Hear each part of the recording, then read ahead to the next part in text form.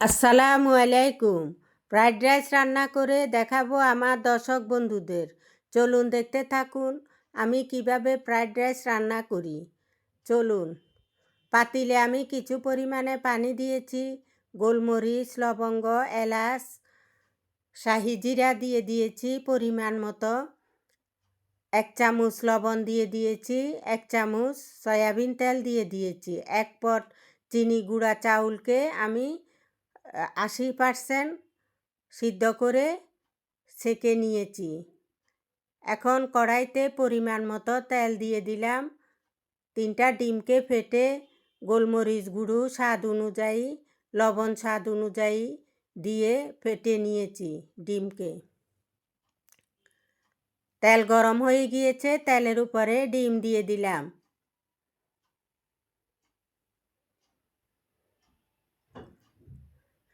ডিমকে ভেঙে নিচ্ছি, ভাঙা হয়ে গিয়েছে, এখন উঠিয়ে নিব।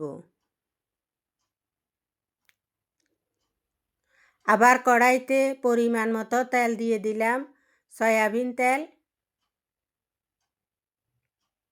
2 চা চামচ, ঘি দিচ্ছি,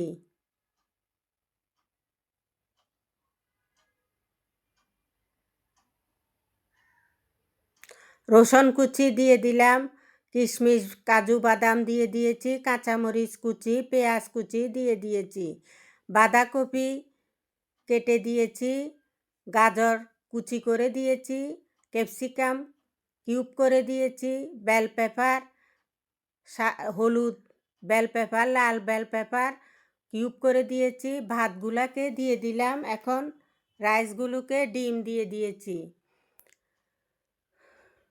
লবণ দিয়ে দিলাম স্বাদ অনুযায়ী, আবার একটু আর চিনি দিচ্ছি আধা চামচ স্বাদ হওয়ার জন্য,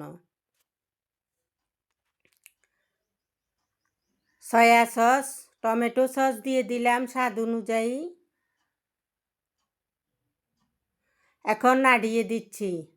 আমার দর্শক বন্ধুরা আমার ভিডিও দেখবেন, ভিডিও দেখে এইভাবে ফ্রাইড রাইস রান্না করে বাসায় বানিয়ে খাবেন, দেখবেন ছোট বড় সবার পছন্দের তালিকায় থাকবে, টিফিনেও দিতে পারবেন। সকালবেলায় স্কুলে যাদের বাচ্চারা স্কুলে যায় তাদের জন্য এইভাবে ফ্রাইড রাইস বানিয়ে টিফিনে দিতে পারেন আপনারা। আশা করি আমার এই ভিডিও দেখে বানিয়ে খেলে আপনাদের ভালোই লাগবে, একবার হলেও ট্রাই করে দেখবেন। ঢাকনা দিয়ে দিলাম, এখন আবার উঠিয়ে নিচ্ছি, একটু নাড়িয়ে দিচ্ছি, আবার ঢাকনা দিয়ে দিয়েছি,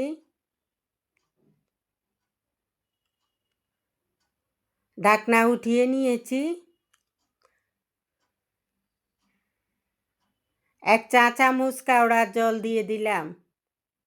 খুবই দুর্দান্ত স্বাদের, মজাদার স্বাদের একটা রেসিপি, ভিডিও দেখুন, বাসায় বানিয়ে ফেলুন। দেখুন আমি পরিবেশনের জন্য সাজিয়ে নিয়েছি, কি সুন্দর হয়েছে।